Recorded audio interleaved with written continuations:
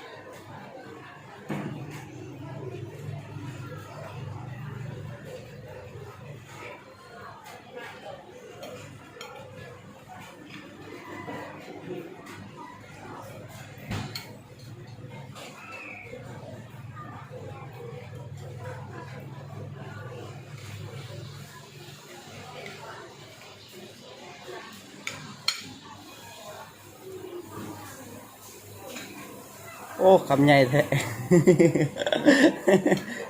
แซ่บอ่ะกินหลายๆเนอะ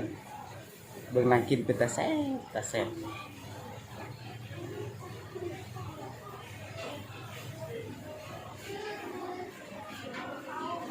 สดน้ำมันใส่ได้กันเบาได้เด้อฮ้อนเด้อ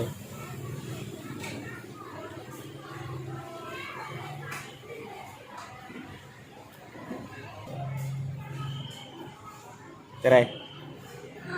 ฮ้อนกระเป๋ากัน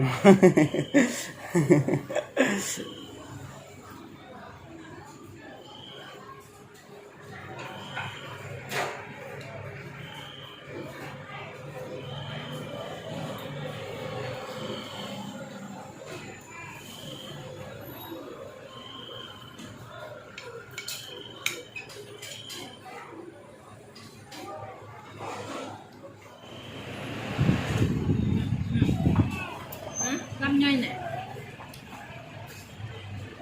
ลำย่อยลำได้ห่ะมันบอกให้กินเลย ฮ้อนกระเป๋าอะ เนาะ